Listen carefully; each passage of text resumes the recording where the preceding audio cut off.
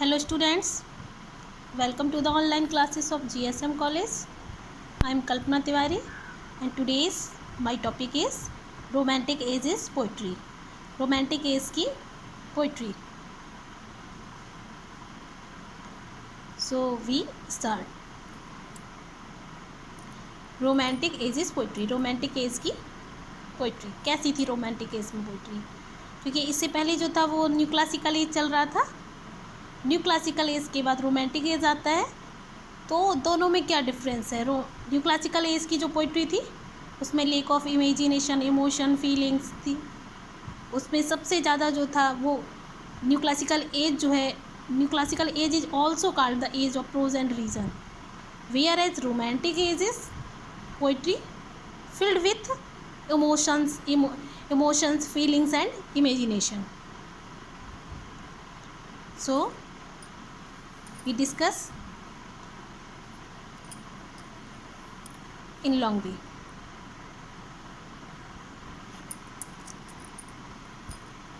The literary movement of romantic age appeared with the publication of Lyrical Ballads 1798 by Wordsworth and Coleridge. एक most important चीज़ जो है आपको learn करनी है वो बहुत ही ईजी है.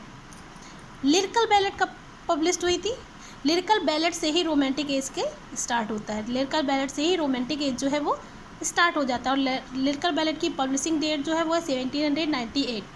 और फ्रेंच रिवॉल्यूशन जो है उसकी डेट है, कब हुई थी फ्रेंच रिवॉल्यूशन? 1789. बहुत थोड़ा सा डिफरेंस है दोनों में.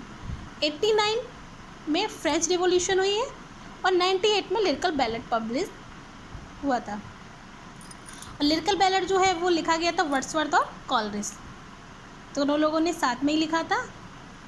Literary movement of romantic as, साहित्यिक का जो मूवमेंट था, जो साहित्यिक एक तरह से मूवमेंट चल रहा था साहित्य का रोमांटिक एज में, एपियर्ड मीन्स दिखाई दिया था with the publication of lyrical ballads. Lyrical ballads में वो हमें दिखाई दिया बाय वर्ड्सवर्थ एंड कॉलरिज और वर्ड्सवर्थ के द्वारा जो लिरिकल बैलेट लिखा गया था. इसके बाद it was a movement which arose as a reaction. ये एक प्रकार का ऐसा मूवमेंट था जो कि एरोज मतलब उत्पन्न हुआ था एज ए रिएक्शन, एक रिएक्शन के रूप में एरोज हुआ था, उठा था, उत्पन्न हुआ था अगेंस्ट मतलब के विरुद्ध the conventional poetry of the Augustan और द न्यू क्लासिकल एज. ये एक प्रकार का आंदोलन था. इट वाज अ मूवमेंट, ये एक प्रकार का आंदोलन था विच एरोज जो कि उत्पन्न हुआ था, अचानक से उठा था एज ए रिएक्शन, एक विद्रोह के रूप में अगेंस्ट मतलब के विरुद्ध द कन्वेंशनल पोइट्री, जो परंपरागत पोइट्री लिखी जा रही थी, जो परंपरागत कविताएं लिखी जा रही थी ऑफ द ऑगस्टन और द न्यू क्लासिकल, जो कि ऑगस्टन एज में और न्यू क्लासिकल एज में जो भी पोइट्री लिखी जा रही थी उसके ठीक अपोजिट एक प्रकार का क्या था, एक मूवमेंट था, एक रिएक्शन था. उसके जस्ट अपोजिट जो है वो रोमांटिक एज में लिखा गया. जो चीज़ें न्यू क्लासिकल एज में पोइट्री में यूज़ की जाती थी वो सारी चीज़ें रोमांटिक एज में यूज़ नहीं की गई.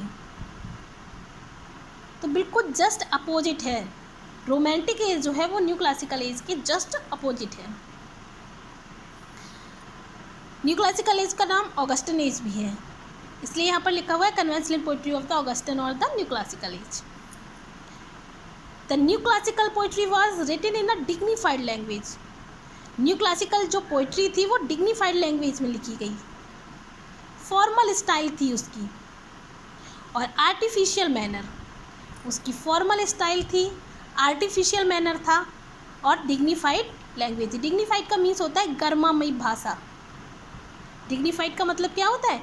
गर्मामयी भाषा. न्यू क्लासिकल पोइट्री की जो भाषा थी, जो लैंग्वेज थी वो गर्मामयी थी, उच्च स्तरीय थी. फॉर्मल स्टाइल थी उसकी, औपचारिक मतलब फॉर्मल, जैसे आपको ऐसा लगता हो कोई जैसे एकदम फॉर्मल थी, नहीं बोलते कि परिचित सी.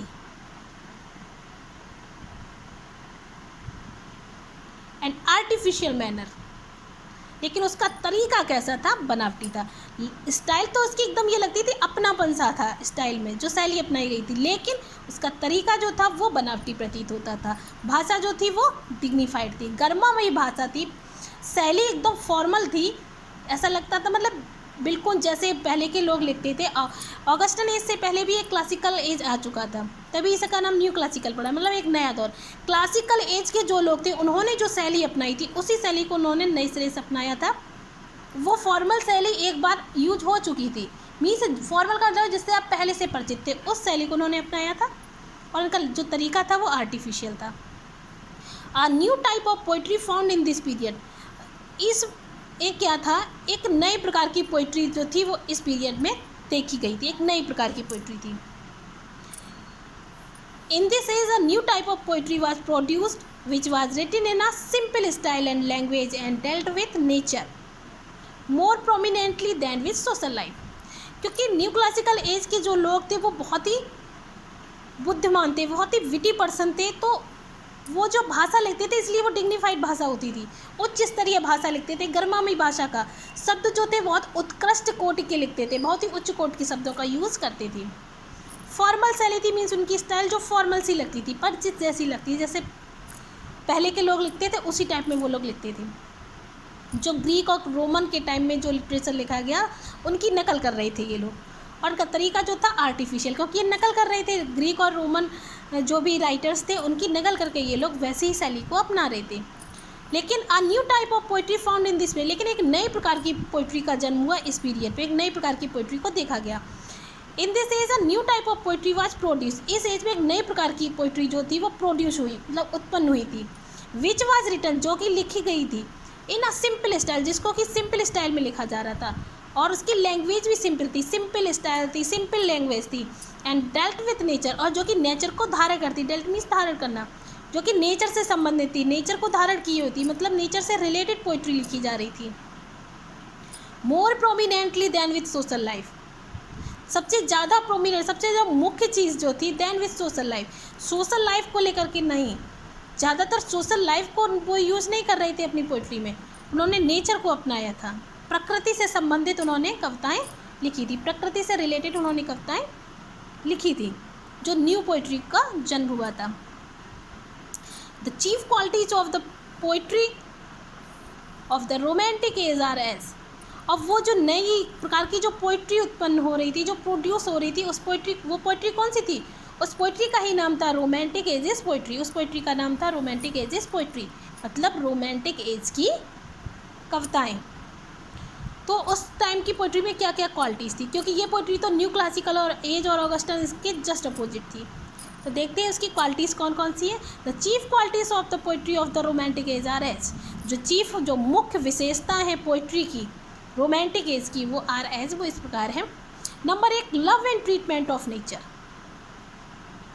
Love and treatment of nature, प्रकृति के प्रति प्रेम और उसके व्यवहार को दर्शाया गया था। रोमांटिक एज की पोइट्री जो थी उसमें हम नेचर, नेचर मीन्स व्यवहार भी होता है, नेचर मीन्स स्वभाव भी होता है, और नेचर मीन्स प्रकृति भी होती। तो प्रकृति के प्रति कॉमन पीपल का जो व्यवहार था, जो प्रकृति का व्यवहार था लोगों के प्रति, जो लोगों का व्यवहार था प्रकृति के प्रति, उनके प्रति जो स्नेह भाव था उसको अपनी पोइट्री में यूज किया गया था। इसके बाद है सब्जेक्टिविटी, सब्जेक्टिविटी का मीन्स होता है पर्सनल, अपनी पर्सनल फीलिंग्स को उसमें एक्सप्रेस किया गया था, सब्जेक्टिविटी को पाया गया था रोमांटिक एज की पोइट्री में। ये भी एक क्वालिटी हो गई रोमांटिक एज की, सब्जेक्टिविटी, पर्सनल अपनी पर्सनल फीलिंग्स को पोइट जो था वो एक्सप्रेस करता था रोमांटिक एज की पोइट्री में। इसके बाद आता है स्पॉन्टेनिटी, स्पॉन्टेनिटी का मतलब होता है एकदम अंदर से जो हृदय जो होता है एकदम full of sympathy, full of pleasure,